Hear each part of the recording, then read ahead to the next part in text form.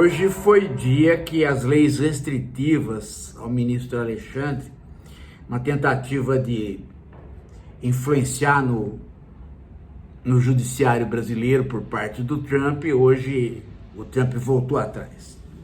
E isto a partir de uma conversa do Lula com o Trump.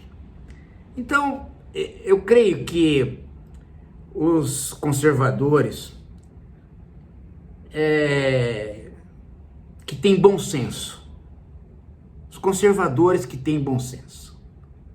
deveriam começar a reconhecer que o Lula é bom negociador. Deveriam começar a reconhecer que o Lula defende os interesses nacionais. Porque veja, gente, o mercado financeiro estava com problemas com essa história. Principalmente o Banco do Brasil, mas outros bancos também. O que fazer? Obedecer, né, a matriz de onde os bancos estão, pressionar o Banco do Brasil, porque afinal de contas o ministro Alexandre recebe pelo Banco do Brasil,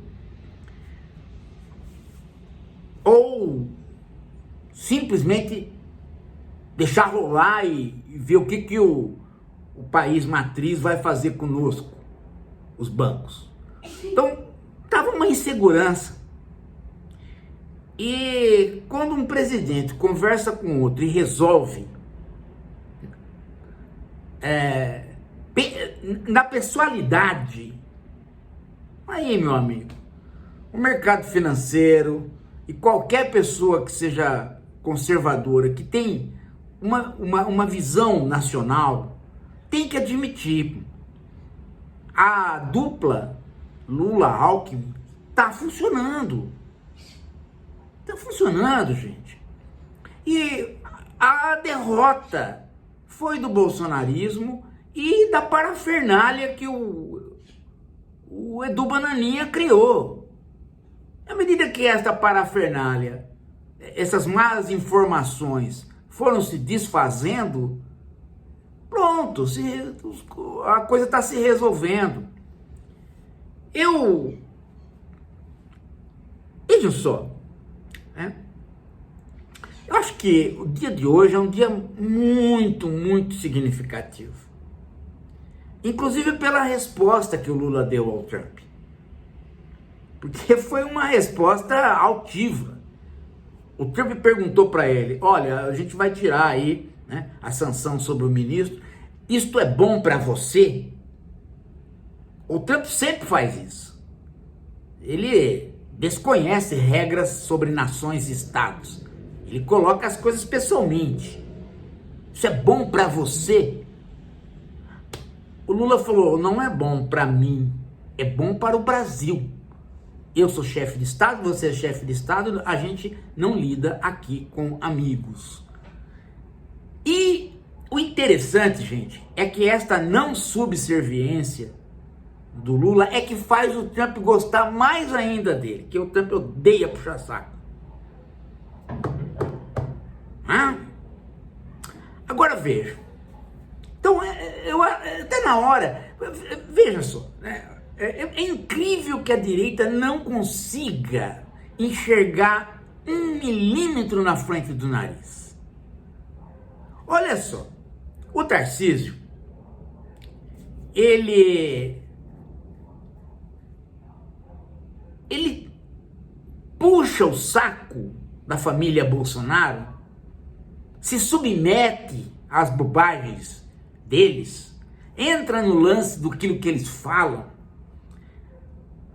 com uma facilidade incrível. Lambeu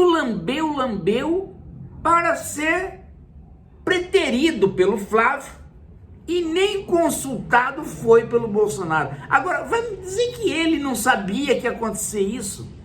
Todo mundo que lidou até hoje com a família Bolsonaro sabe que eles são eles, os outros são os outros.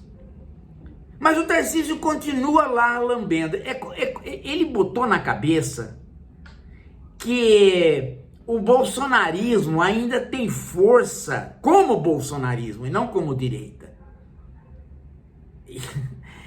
E aí ele fica com medo de romper com o Bolsonaro, ele fica com medo de ser independente e perder voto por conta das redes sociais, que supostamente o Bolsonaro ainda teria na mão. Não tem, gente. Qualquer candidato conhecido nacionalmente vai disputar com o Lula e vai se aproximar e vai fazer o Lula pular miudinho. Por quê? Porque não é mais uma questão de Bolsonaro ou não Bolsonaro.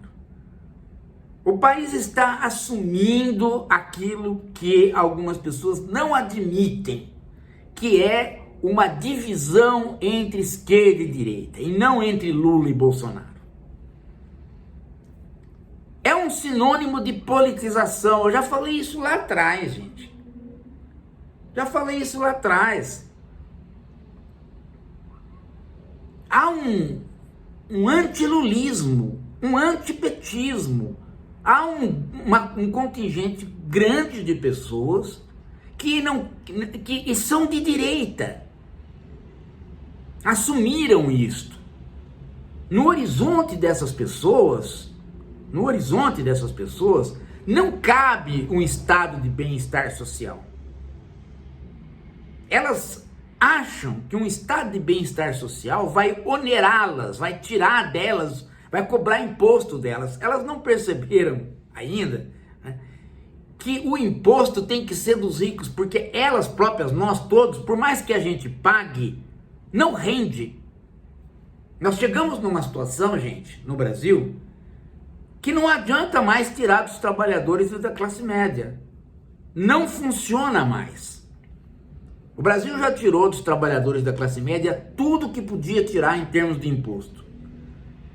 Daqui para frente, a gente só consegue lidar com o país se a arrecadação vier dos ricos e dos super ricos. Então ninguém vai tirar imposto, porque o Estado vai ficar muito grande, o Estado precisa ser um Estado mínimo. Quem diz isto, gente, não percebeu o quanto esta pessoa que está falando isso não sabe do funcionamento do Estado. É só isso. Mas há muita gente que não sabe do funcionamento do Estado. Há muita gente que pensa com o raciocínio econômico dos ricos, que pensa com o raciocínio econômico, que é o raciocínio econômico posto na mídia, que pensa o Estado de desenvolvimento segundo os economistas da mídia, que repetem todo dia a mesma coisa. Você pode convencer essas pessoas de que não é assim. Elas vêm um pouco para o centro, vêm um pouco para a esquerda, depois elas voltam de novo para a direita, porque o volume de bombardeio sobre a economia feita, né, pelo mercado financeiro, feita pelos ricos, o modo deles lidarem com a organização da sociedade, que é o modo neoliberal, tem uma cadência. Todo dia se repete a mesma coisa. Então vejam só. No começo de janeiro, o que se dizia? Que ia se chegar nesse final de ano com inflação, desemprego, não era? Que o PIB não ia crescer. O PIB não cresceu, muito mais cresceu. O desemprego caiu mais ainda e a inflação caiu também. Mas o pessoal que está sempre raciocinando segundo os economistas neoliberais não consegue entender isso, porque não consegue entender que a inflação tem várias causas, não tem uma causa só. Então, quando você presta atenção na inflação e vai dando combate a ela setorialmente, você consegue controlar. Agora, quando você quer controlar a inflação única, exclusivamente, tirando dinheiro da praça, fazendo o Estado não gastar, você não vai conseguir. A situação, né, ainda tem um probleminha para as esquerdas. Qual? O juro continua alto. Precisa baixar. Vai baixar? Vai baixar. Vai baixar um pouco só, mas vai baixar um pouco. Porque mesmo a partir do raciocínio puramente monetário, já é possível perceber que esta economia nossa, ela tem características próprias. E basta você administrar as coisas que elas funcionam. O Brasil é um país que, quando você arruma um pouquinho só os ministérios, quando você faz os ministérios funcionarem dentro da sua normalidade, ele já melhora muito. O Brasil é um país que não precisa de grandes ajustes. O nego fala assim, a China tirou não sei quantos milhões da fome. O Brasil não precisa desses grandes programas. Ele não precisa de grandes revoluções. Quando você faz com que cada ministério funcione, as coisas caminham bem. O problema é que quando entra governo e destrói ministérios, acaba com políticas, arrebenta com o Estado, aí as coisas vão mal. Nós não temos que tirar 800 milhões da fome, nós tínhamos que tirar 33. Tiramos. Ainda tem gente morando na rua. Mas se os prefeitos e os estados cuidassem disso, porque a obrigação, nesse caso, é das prefeituras e do estado, nós não teríamos. A verdade, gente, a verdade é que esse país é generoso. Esse país é generoso, gente. Ele é generoso em terra, ele é generoso em trabalho, ele é generoso na população. Ele tem muito menos problema do que qualquer outro país.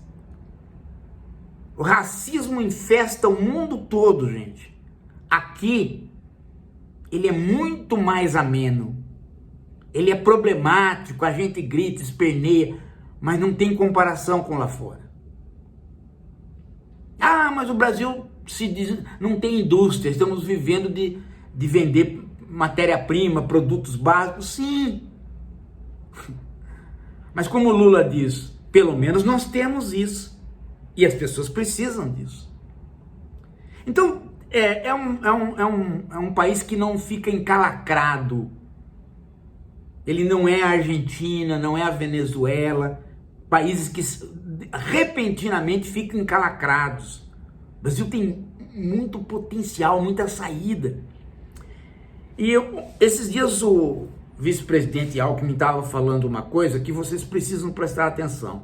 O Brasil é o segundo país do mundo em investimento.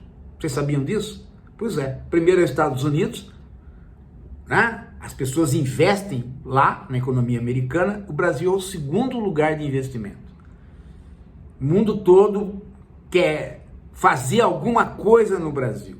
Você pode dizer, isso aí é o imperialismo. Não. Isso daí é assim que os Estados Unidos se tornaram potência. As pessoas quererem ir lá fazer alguma coisa. E as pessoas querem vir fazer no Brasil. Elas enxergam um potencial de consumo no Brasil. Elas enxergam que o brasileiro pode consumir mais, inclusive porque ele tem esse desemprego baixo. Então, gente, nós temos que começar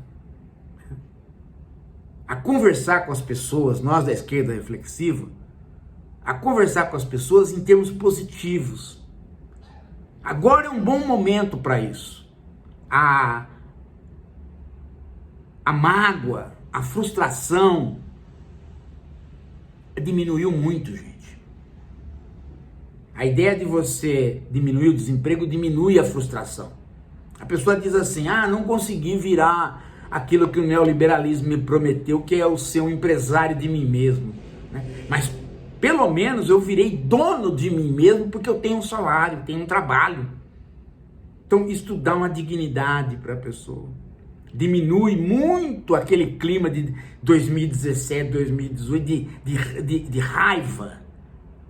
E os raivosos, magoados, frustrados, ressentidos, eles começam a ficar mais isolados. Pode ver, como ano passado, a gente lia o Pondé, recitava, falava do politicamente correto, incorreto. Lembram?